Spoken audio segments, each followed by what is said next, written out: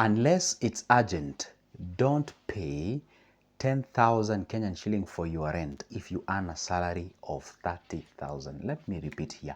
Unless it is urgent, don't pay 10K for your rent. Why if your salary is 30K? Are we together up to that particular point? Let me explain. But before I explain, these are the videos that I make each and every day using real examples to explain some of my points that can be very helpful to you. And if you don't want to be missing this kind of videos, the only thing that you need to do is to hit that small button there written subscribe. And once you hit that button, make sure that you like the video and leave a comment on the comment section. If you are new here, say, hey, I'm new. Now, when I'm saying unless it is urgent, don't pay 10,000 Kenyan shilling for your rent if you're earning a salary of 30,000. Let me explain. A month, this is the money that you earn in a month. This is day 1 and this is day 30. So a month is made up, let's say generally a month is made up of 30 days, okay? Now, what happens, it's like you're earning 1,000 each and every day. Am I right? Up to that particular point, correct. Now, what happens, all these are days here, all the way up to the 30th day. So each and every day you're making 1,000 shilling. So now what happens, let's say you pay rent 10,000. So it means for a whole 1 month, 10 days, it is going for your rent. So 10 days is gone. It is not yours. You can't do anything with it. You can't grow. You can't develop. You can't save. You've actually used your whole 10 days. All that struggles, all that hassles and bustles and sacrifice and discipline, it has gone to your landlord or your landlady. You've paid your rent. Now you're remaining with 20 days. Remember, these 30 days, you have to divide it among everyone. You, your future, you have to divide among the farmers because you usually eat and buy their vegetables. You have to divide it to your Kenya Power where you're paying the electricity. You have to pay it to your Nawasco or Diwasco or whatever. You have to pay the water and sewerage companies. This money you also have to pay for the tailors, those who are making your clothing and everything. You have to pay for those people who have invested in transport because you have to move from one place to the other. These are 30 days for God's sake. It's what we are trying to divide. Now, you've paid your rent for 10 days, okay? Now you're remaining to eat. Let's say you eat an equivalent of that. Let's say maybe you eat 7,000, okay? 7K. 7K, that's another 7 days gone. So now you're on date 17 days. Guess what happened? You've actually paid yourself a place to live, and now you have actually eaten. You have not dressed, you have not go to a job. Let's say you set aside another 3K. For what? For your transport. 3 days. Now you're on the 20th day. Of course, there's something called clothing and water view, utilities and whatever. Probably you might actually realize that now up to the 27th day, it is gone for just sustainabilities. You're only left with 3 days. Out of the 30 days, only 3 days is left for you to build your future. Number 2, the moment you pay 10K on your rent, you have violated one rule that we usually say in finances, that you are not supposed to pay above 30% of your total income for your rent. I repeat, you are not supposed to use above 30% of your income on your rent. What is 30% of 30,000? For those who are not so good with mathematics, it is around 9,000. That is the limit. That is the brim. That is the highest you can go for your rent if you are earning a salary of 30,000. So if you're earning a salary of 30,000, you should budget for a house rent not exceeding 9,000. The moment you have a spillover, even if it's 9,500, you have already violated that principles of finances. But remember, I said unless it is what? Urgent. There are some things naturally in our lives can necessitate you to be in that particular situation. I'm not going to give examples, but God forbid for those examples, okay? Now, unless it is urgent, and of course, I'm not saying that you use it emotionally, then you try to justify it using the logic. No. Truly speaking, if you can realize that that was urgent and it's still an urgent and I cannot shake it out, that now you can go ahead and violate that. But again, remember, the principles of finances does not care whether you are having an emergency or not. The fact remains, as much as it's an emergency, or whatever, the fact remains you are still shooting your foot, and that is a fact. and that is factual. Now, what happens here is that whenever you are budgeting your cash, you're supposed to know. I don't like to say in terms of percentages, because these percentages in most cases do not apply, because my lifestyle is not your lifestyle.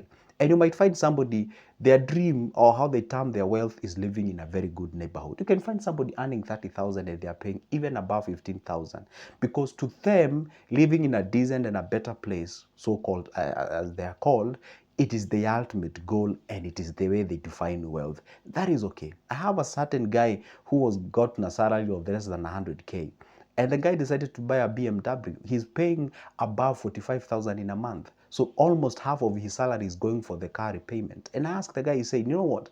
That has been my dream. That is how I define wealth. If that means then everything to you, and if that's the reason why you are here on earth, then so be it. You are living on your dream. But if your dream is to build wealth, if your dream is to make sure that you earn money, make sure that money makes you money, your dream is to create wealth and something, please, you cannot violate the principles of creating wealth. And I told you one thing, it is very intentional, and it does not matter your race, your religion, where you come from. They are the same. It's the way gravity applies here in Kenya, is the same way to apply somewhere in Japan. So it's the same principle. So you have to understand one thing, it is very intentional, and creation of wealth process is very boring, because a lot of sacrifice has to be involved, a lot of discipline and consistency has to be involved. Are we together? Now, when I said unless it's urgent, avoid paying that particular rent. Otherwise, if you do not, then that is shooting your foot. How many here you're earning this salary, or even probably more? For example, I used only 30K as a base of argument. For example, if you're earning 60K, the 30% of it is around 18K. So again, if you pay 20,000 for your rent, you've already shot your foot, because you're now exceeding what we say it is the limit that you can go as far as the house rent is concerned. Now, this is why I always tell people, the moment you get paid, pay yourself first, so that you can remain with that what you can pay people. I always tell people, for God's sake, these are 30 days that you have to earn, and you've gotten your salary. The first priority should be paid is you. Why? Because if you is not there making money for you, then everyone will be paid. Your landlord will be paid, your electrician will be paid, your utilities and everything will be paid. So you're the biggest asset. It's like having a car and you're doing, say, a transport or logistics business. For God's sake, this is the car that is making you cash, but you're not maintaining this car. What do you think will happen? The car will break down. And once the car breaks down, then it means you're not in business. Then if it means you're not in business, then it means you do not have the money. So therefore, that car is your priority. Is the thing that you should be looking after. It's an asset. So you yourself, you are an asset, because it is you who possesses the skills, the energy, and the time to do that. And remember one thing, all those things that I've actually mentioned, a time comes whereby you may have a lot of skills because you have the experience, but you don't have the time and you do not have the energy. So it is good to make sure, as much as you're working in active income, also elevate your passive income, so that at least one day you shall transition from the active income to the passive income in a very seamless manner. Now, again, what happens is that all these things has to be paid. I didn't say that you have to live in a very indecent places where you're even risking your life or your family's life. But at the same time, it's good to find a balance. And remember one thing I always love to tell people, you have to be very wise when it comes to cash. But remember, it is not your wisdom that makes you cash. My Bible, I'm a believer. My Bible tells me, for it is God who gives you the what? The ability to create wealth. God does not give you wealth. He doesn't give you money. He gives you the ability to create wealth. And of course, the traces of that ability to create wealth, it's the wisdom, it's the spirit, it's the ability to do, or the ability to manage. Because God stops growth when there is no management. You have to have, or you have to possess the skills to manage, to take care. To take care is to make sure not only taking care of that money by your side, but also looking for ways on how to grow that thing, and of course without risking it. That's why I say it's a very delicate balance that you must have. Remember one thing, what I told you sometimes back, our lives needs are divided into two. We have what we call the sustainables, and we have the developmentals. And I realize most people are spending a lot of money on the sustainables. What are sustainables? These are the things that sustains you. Okay, the food, the shelter, the clothing, the outing, the luta continua, the parties, the human interaction, the social life and everything. They don't grow you. They just sustain you. Even if you go live a house that you're paying, I don't know how many thousands of dollars per month, it does not grow you in any way. If you decide to eat in a 5-star each and every day, it does not grow you in any way. You're simply feeding your emotional security. You feel happy, you feel good, but in reality, you are sacrificing the financial security. So what happens, as much as you want to finance your sustainables, you want to live good, you want to drive a big car, a smart car, of which I 100% support.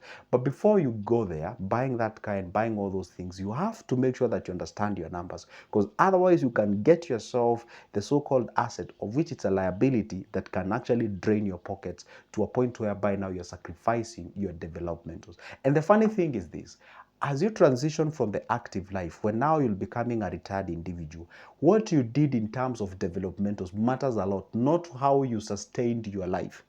I don't know whether you understand those two things. Yes, how you lived your life in terms of how you developed your life. Where were you investing? Why were you investing?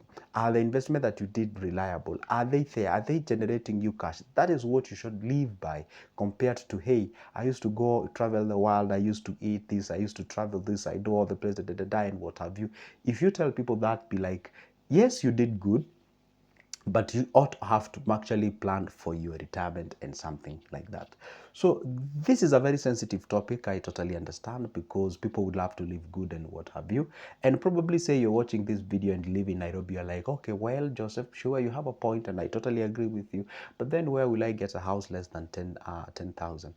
It is a challenge, but I'm pretty sure there is somewhere. I don't want to mention where, because I always tell people, even if it means you sacrificing for at least 1 year or 2 or 3, for the sake of safeguarding or saving your, say, 50 years or 70 years or even generations, it can even be hundreds of years to come, because you can create something that is actually a generational wealth. Yes, guys, so that is it, what I wanted to share with you, what I wanted to tell you, that it is good to leverage on these ideas so that at least you can maximize your returns. So guys, my parting shot: if you're paid 30,000 in a month, please do not go the exceeding the 10,000 as for your rent, because that will be very, very tough. And have you ever heard of people saying that, yeah, I should be saving, but I don't think my money is enough to be saved? You know, most people, they always blame external factors. They say, hey, I'm not making much enough to actually do what? Save. True, there are some people, honestly speaking, they are not making much enough to. For example, if you find somebody struggling with food, you can't speak the language of savings, for God's sake. You can't speak the language of savings, because these people are struggling with the basics. When they tell you, now that makes sense. But you find somebody, honestly speaking, in this country earning 100,000, 200,000, 300,000, they're telling you that I cannot be able to save. I don't know what is happening. There's something wrong somewhere. That is a fact. Because the problem that you are facing when you're earning 10K, you are still facing them when you're earning 100K. Then it tells you, and then you find this how somebody saying like, you know what, I earn 200K. If this salary can actually go to 400K, then I can start saying, no, no, you still take yourself the same. It's like changing the forest, but the monkey is still the same. You need to work from deep inside of yourself, because you are the problem to yourself. Once you solve you as the problem to yourself, then you can figure out on how you can be able to leverage on earning more in future. This is good, Joseph. I don't share all this because I have the manual for life. I'm not sharing all this because I know everything. No, that's why I always encourage you. Please leave a comment on the comment section, because I'm a true subscriber of a belief that just like an iron sharpens another iron, so do we learn from each other. So leave a comment on the comment section. Tell me what is your view. Tell me how are you faring up with your rent. And if you be comfortable, you can, encourage us and then tell them, hey, I earn this amount of money and I pay this for my rent, and this has helped me in one way or the other. Because I said, let us build this community whereby we shall be our brothers and sisters keeper. See you in the next one. Don't forget, if you need my services, that is my number. See you the next one.